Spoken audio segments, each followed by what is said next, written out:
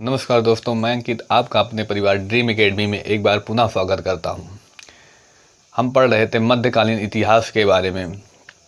हमने पिछले पार्ट में चर्चा की थी इल्तुतमिश के 3 प्रमुख शत्रु के बारे में। कौन थे 3 प्रमुख शत्रु?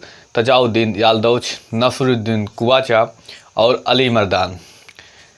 तजाउद्दीन याल्दौज जो गजनी का सम्राट था, उस पर कैसे कब्जा किया। नसरुद्दीन कुवाचा जो सिंध और मुल्तान का सम्राट था, इल्तुतमिश ने उसको कैसे हराया। और अली मर्दान जो बंगाल का एक छोटा सा सूबेदार था, परंतु आराम शाह की लापरवाही के कारण उसने अपने आप को स्वतंत्र शासक घोषित कर लिया। और बाद में उसने कैसे इल्तुतमिश के लिए समस्याएं उत्पन्न की और इल्तुतमिश ने पुनः बंगाल को कैसे दिल्ली सल्तनत में मिलाया, इसकी चर्चा हमने पिछले पार्ट में कर ली थी। आज हम उसी के आगे पढ़ना स्टार्ट करते हैं। जब इल्तुतमिश इन सारे विद्रोहों में व्यस्त था, उस समय एक प्रमुख समस्या इल्तुतमिश के सामने आ खड़ी हुई। वो क्या थी? चंगेज खां का भारत में आगमन। चंगेज खां के भारत में आगमन से इतना भयभीत क्यों हुआ इल्तुतमिश, इसकी चर्चा हम करते हैं।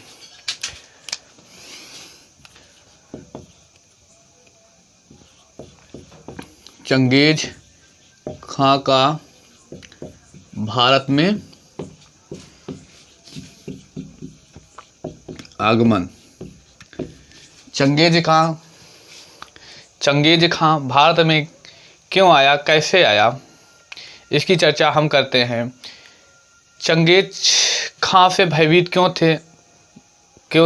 थी इल्तुतमिश, और इल्तुतमिश की पूरी सेना, पूरा साम्राज्य क्यों भयभीत था, इसकी चर्चा करने से पहले हमें चंगेज खां के बारे में जानना होगा। चंगेज खां कौन था? तो यह मंगोलिया का सम्राट था। मंगोलिया का सम्राट था। चंगेज खां की चर्चा की जाए तो चंगेज खां कौन था? तो मंगोलिया का सम्राट था, यानी मंगोलिया का निवासी था। इसने अपनी सेना बनाई थी और इस सेना में किनको भर्ती किया था? गोबी का मरुस्थलीय, गोबी की मरुस्थलीय क्षेत्र की जनजाति,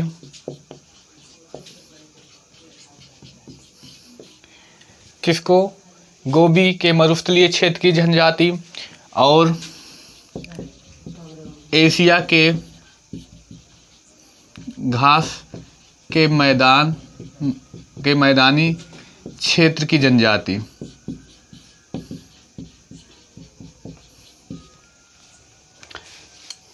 किनको भर्ती किया था? तो गोबी के मरुस्थलीय क्षेत्र की जनजाति और एशिया के घास के मैदानी क्षेत्र की जनजाति को भर्ती किया था। इस जनजाति क्यों इतना शक्तिशाली थी? क्योंकि यह जनजाति राक्षसी प्रवृत्ति की थी। इस जनजाति में पाए जाने वाले सारे व्यक्ति किस प्रवृत्ति के थे? तो राक्षसी प्रवृत्ति के थे। और स्वयं चंगेज खां भी एक राक्षसी प्रवृत्ति का था। यह क्या करता था? यह कच्चा मांस खाता था। आदि मानव प्रवृत्ति थी। 10-20 वर्ष नहाते नहीं थे, जिस कारण इनके शरीर से हमेशा बदबू आती रहती थी। हमेशा बदबू आती रहती थी। जिसका आपने नाम सुना होगा अमीर खुसरो। अमीर खुसरो ने अपनी किताब में लिखा था कि जब मंगोलियों के द्वारा उसे बंदी बनाया गया तो वह 2 से 3 घंटे बेहोश रहा। और बेहोशी का कारण उसने बताया कि उन मंगोलियों के शरीर से बदबू आ रही थी, जिस कारण हम सरवाइव नहीं कर पाए। एग्जाम्पल समझें, जैसे कोई नाली का कीड़ा है, वह गंदगी में रहता है, उसको कितना ही स्वच्छ जल में डाल दिया जाएगा, अगर वह स्वच्छ जल में डाल दिया जाएगा तो वह क्या होगा? मृत्यु को प्राप्त हो जाएगा। उसी तरह ये 10-20 वर्ष नहाते नहीं थे, इनके शरीर से बदबू आती रहती थी, तो ये खुद को उस क्षेत्र में सरवाइव कर लेते थे। जबकि दूसरा व्यक्ति सरवाइव नहीं कर पाता था। यही युद्ध जीतने का सबसे बड़ा कारण था, क्योंकि जो कोई भी युद्ध लड़ने जाता वह उनकी बदबू से लगभग बेहोश ही हो जाता। तो यही कारण था इसकी ताकतवर होने का।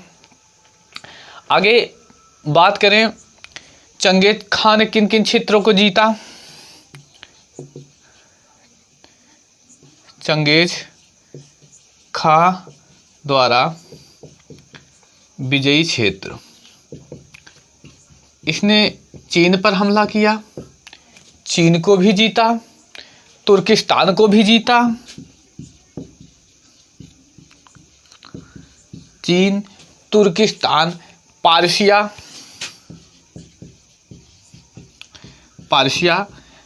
देश को भी जीता।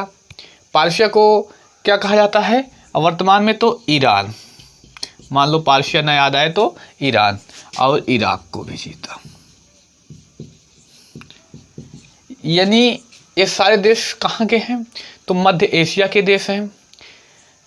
यानी चंगेज खां उन सभी क्षेत्रों को जीतता जा रहा था जो मध्य एशिया में आते हैं और शक्तिशाली भी हैं। इन क्षेत्रों पर वह विजय प्राप्त करता जा रहा था। इसी दौरान जब उसने पारसिया पर हमला किया, पारसिया यानी ईरान पर हमला किया। जब ईरान पर हमला किया, इसके बाद लिखते हैं ना,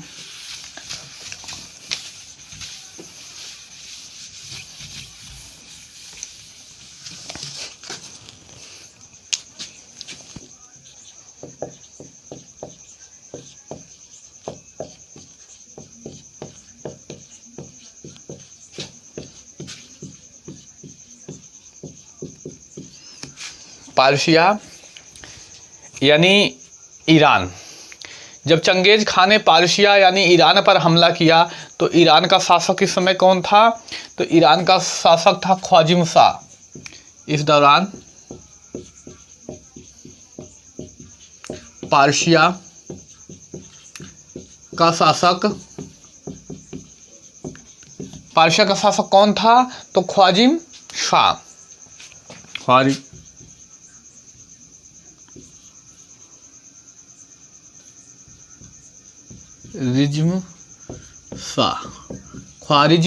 शाह। पारसिया का शासक कौन था? ख्वारिज़्म शाह। या भयभीत होकर अपना साम्राज्य छोड़कर कहाँ भाग गया? कैस्पियन सागर में, कैस्पियन सागर की तरफ भाग गया। कहाँ भाग गया? कैस्पियन सागर की तरफ। और इसका पुत्र, किसका? ख्वारिज़्म शाह का बड़ा पुत्र। इसके बड़े पुत्र का नाम जलालुद्दीन मांगबरनी। कौन था? जलालुद्दीन मांगबरनी। क्या नाम था इसके बड़े पुत्र का? नाम जलालुद्दीन मांगबरनी। यह भी भागा। या कहाँ भागा? कहाँ से? तो इधर लिखते हैं, पर्शिया से। पर्शिया से कहाँ? अफगानिस्तान।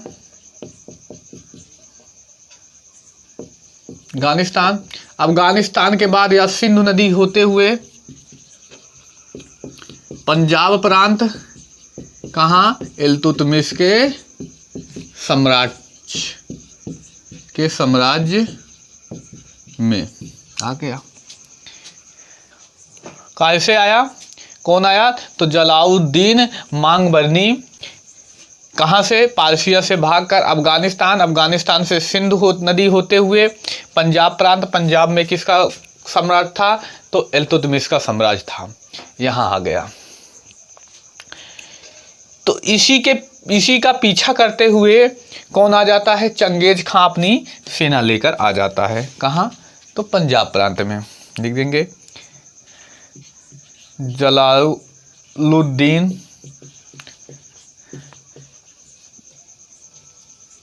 का पीछा करते हुए, जलालुद्दीन का पीछा करते हुए चंगेज खां अपनी सेना के साथ भारत आ जाता है। भारत यानी कहाँ? तो पंजाब प्रांत में, दिल्ली सम्राट में।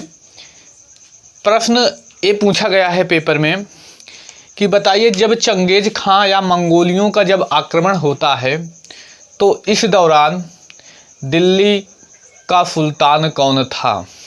तो दिल्ली का सुल्तान कौन? इल्तुतमिश। इल्तुतमिश जो है दिल्ली का सुल्तान होता है कब? जब चंगेज खां या मंगोलियों का आक्रमण होता है। कहाँ पर? तो भारत में। इसके आगे बात करें, इसको मिटा दें तो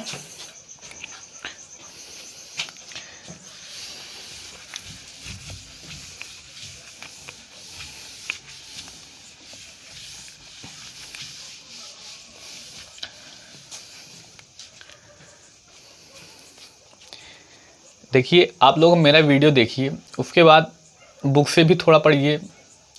बुक से पढ़ेंगे तो आपको आसानी भी होगी। और हाँ, अगर मेरे वीडियो में कोई कमी है तो वह बताइए ज़रूर। आगे चर्चा करें। हम बात करें तो जलालुद्दीन माघमरनी का पीछा करते हुए चंगेज खां अपनी विशाल सेना लेकर कहाँ आ गया? पंजाब प्रांत, दिल्ली सल्तनत या भारत कह सकते हैं। इस समय इल्तुतमिश सम्राट था और इल्तुतमिश का पूरा साम्राज्य भयभीत था। क्यों भयभीत था? कि इल्तुतमिश को लग रहा था यदि चंगेज खां को मेरा साम्राज्य पसंद आ गया तो अब मेरे साम्राज्य पर भी हमला कर देगा और मेरा साम्राज्य छीन लेगा। निश्चित ही चंगेज खां इल्तुतमिश से बहुत ही ज़्यादा शक्तिशाली था और शक्तिशाली होने के का सबसे बड़ा कारण उसकी सेना, उसके सेना की राक्षसी प्रवृत्ति। अब जलालुद्दीन माघमरनी क्या होगा? भारत आ जाएगा। जलालुद्दीन माघमरनी भारत आ गया। जब जलालुद्दीन माघमरनी भारत आ गया तब इसने क्या किया? अपने दूत कौन था? अनाइलू मुल्क। दूत कौन था? अनाइलू मुल्क। अनाइलू मुल्क को किसके पास भेजा? इल्तुतमिश के पास। किस लिए? इल्तुतमिश से शरण मांगने। जलालुद्दीन माघमरनी को लग रहा था कि इल्तुतमिश एक मुस्लिम सम्राट है तो अब मुस्लिम होने के नाते मेरी मदद करेगा। परंतु एक राजा या एक सम्राट का प्रथम कर्तव्य होता है कि वह अपने साम्राज्य, अपनी सेना आदि की सुरक्षा करे, अपने राज्य क्षेत्र की सुरक्षा करे। तो इल्तुतमिश ने भी अपनी सभ्यता का परिचय दिया। दूत अनाउल मुल्क क्या आता है? चंगेज खां। किसका दूत? तो जलालुद्दीन माघमरनी का दूत बन के कौन आता है? अनाइलू मुल्क। किसके पास? इल्तुतमिश के पास। क्या करने? शरण मांगने।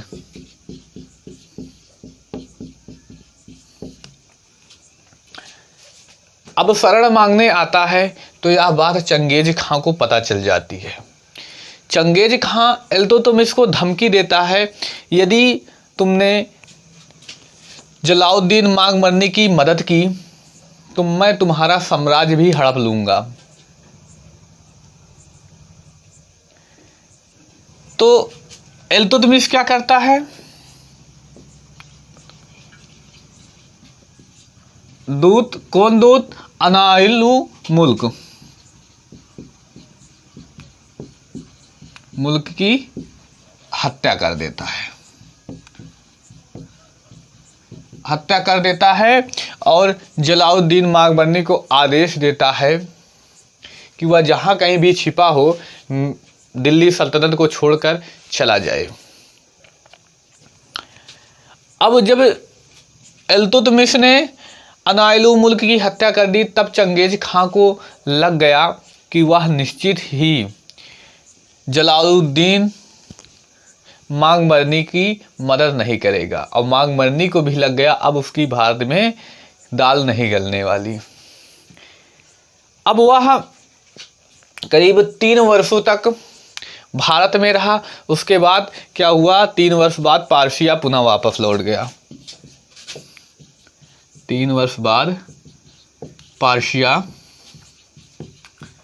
पुनः लौट गया। जब 3 वर्ष बाद पार्शिया पुनः लौट गया तब इल्तुतमिश के साम्राज्य में जान आई। यानी इल्तुतमिश साम्राज्य जो भयभीत था, थोड़ा निश्चिंत हुआ कि अब सही है, बहुत बड़ी मुसीबत चली गई। आगे बात करें जलालुद्दीन बागमरनी का क्या हुआ। जब वह पार्शिया में गया तब चंगेज खान ने वहाँ उसकी हत्या कर दी।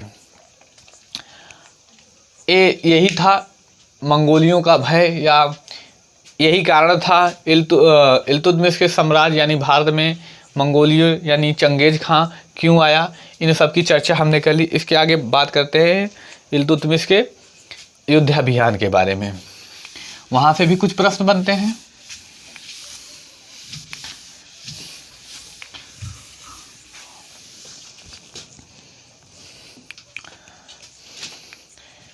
कौन कौन से बनते हैं प्रश्न, उनकी चर्चा करें। एक युद्ध पूछा जाता है, ग्वालियर का युद्ध। इसमें क्या इंपॉर्टेंट है उसकी चर्चा करेंगे। ग्वालियर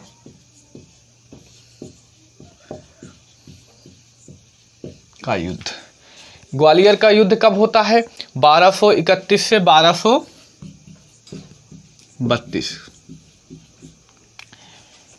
अब पूछा जाए ग्वालियर का युद्ध किसके बीच हुआ, तो इल्तुतमिश और मंगलादेव के बीच। किसके बीच? तो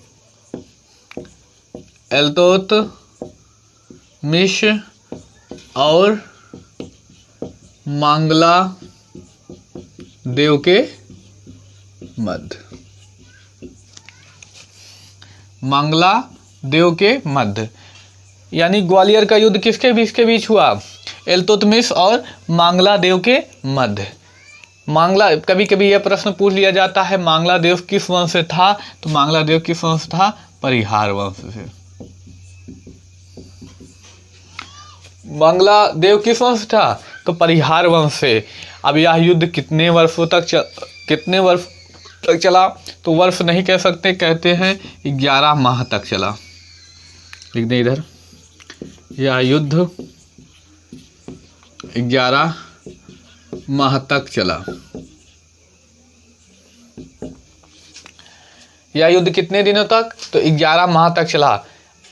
सबसे इंपॉर्टेंट बात बताने चल रहे हैं जो पूछा गया है प्रश्न में। जब ग्वालियर का युद्ध हो रहा था, इल्तुतमिश इस युद्ध में व्यस्त थे, तो इस दौरान दिल्ली सल्तनत का कार्यभार कौन संभाल रहा था? इसको लिख लें। इस युद्ध के दौरान जब इल्तुतमिश व्यस्त थे, इस दौरान दिल्ली का कार्यभार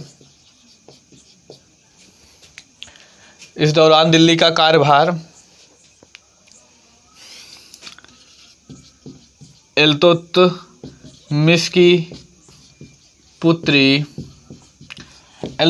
पुत्री कौन थी? तो रजिया बेगम।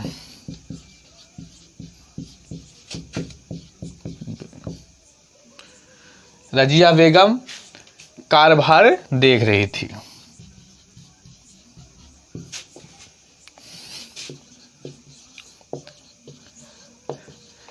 यह प्रश्न पूछा जा चुका है।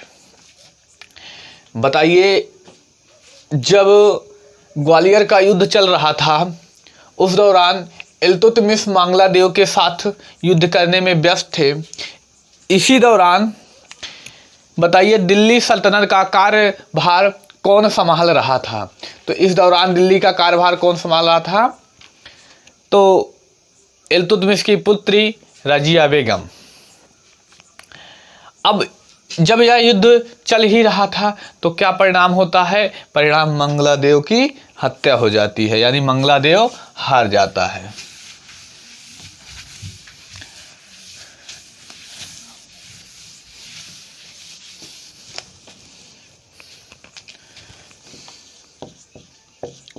इस युद्ध में मंगलादेव की हत्या हो जाती है। हत्या हो जाएगी तो हारा कौन? मंगलादेव। और ग्वालियर पर किसका कब्जा हुआ? इल्तुतमिश। यह प्रश्न पूछा गया है, बताइए ग्वालियर पर किस दिल्ली के सम्राट ने कब्जा किया? तो इल्तुतमिश। ग्वालियर पर इल्तुतमिश का कब्जा। ग्वालियर पर किसका कब्जा हो गया? इल्तुतमिश का। और आगे बात की जाए, जब इल्तुतमिश ग्वालियर जीतकर दिल्ली आते हैं तो एक बहुत ही इम्पोर्टेंट काम किया, वो पेपर में पूछा जा चुका है। इस विजय के उपलक्ष्य में, यानी ग्वालियर की जीत के उपलक्ष्य में, इल्तुतमिश ने अपनी पुत्री के नाम चांदी के सिक्कों पर लिखवाया था। यह पेपर में पूछा जा चुका है, लिख लें। ग्वालियर विजय के बाद इल्तुतमिश ने क्या किया? अपनी पुत्री रजिया बेगम का नाम चांदी के सिक्कों पर क्या किया? लिखवाया।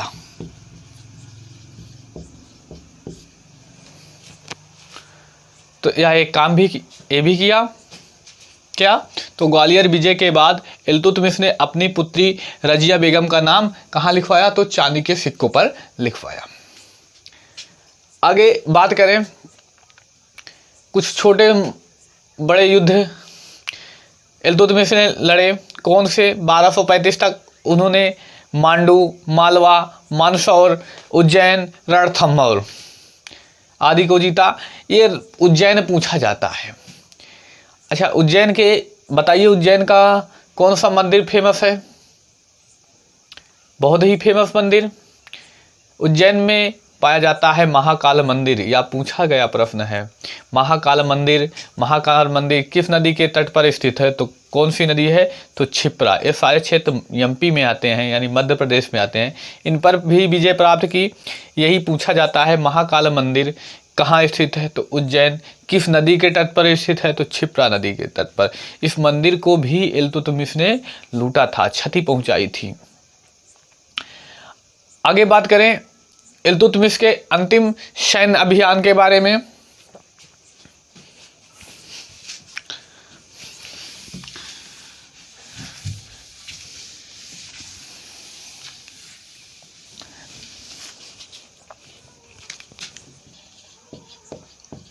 इल्तुतमिश का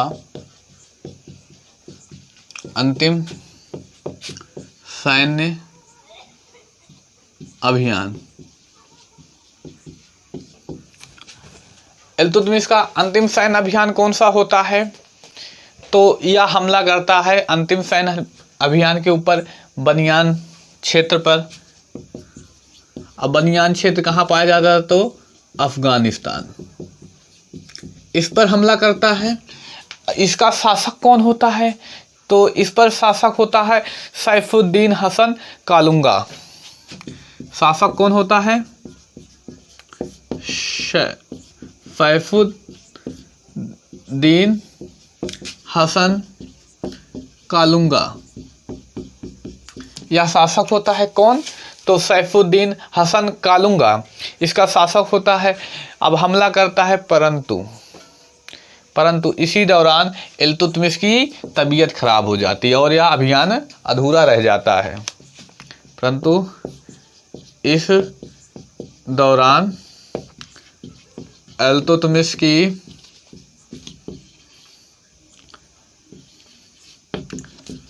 तबीयत खराब हो जाती है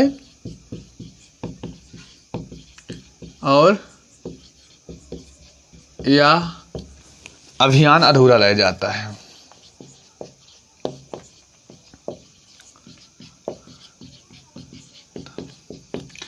अब तबीयत ज़्यादा खराब हो जाती है तो इल्तुतमिश को आनन फानन में दिल्ली लाया गया।